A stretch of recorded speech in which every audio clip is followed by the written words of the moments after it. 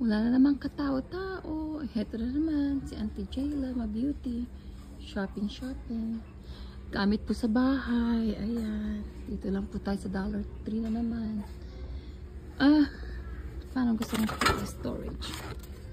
Maganda siya. Sa ilalim ng cabinet. Maliit po siya. Kailangan ko na malaki. Ito maganda. Kano kaya ito? $5.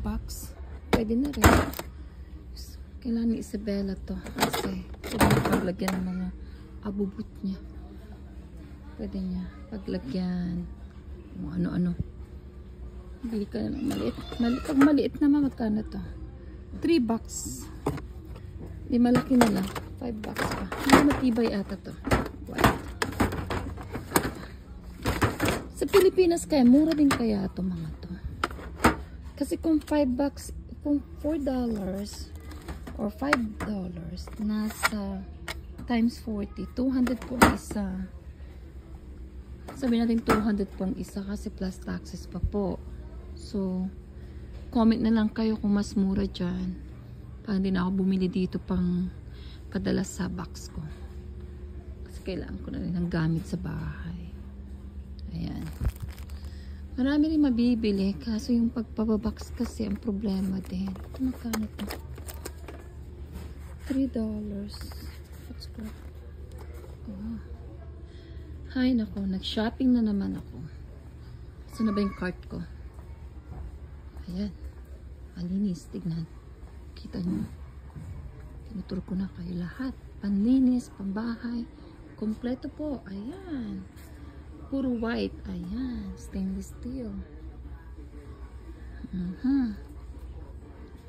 Ganda po ang quality din kasi. Hindi nga, $3 nga po siya, pero hindi naman siya dollar. Kasi ito $5 na po siya. 200 pesos na po yan sa Philippine money. Nakalagay lang po $3, but presyo is going from $1 and up. So, mag-iingat po tayo doon sa kanilang logo na $3. So, do not take off the plastic cover. Ask for assistance. Oh. May mga balloons din. Pang party. Madami mabibili. Party loops yan. Piñata. Ayan. Piñata. Si Isabella hanggang naging 8 years old yata may piñata pa siya. I think 7 or 8. Ayan. Mahilig mag-decorate pag birthday. Sa mga mahilig mag-decorate sa birthday, ayan po. Meron pong plastic. Pwedeng iuwi sa Pilipinas. Oh, ganda. Hanggang dyan lang po tayo ngayon. Bye for now.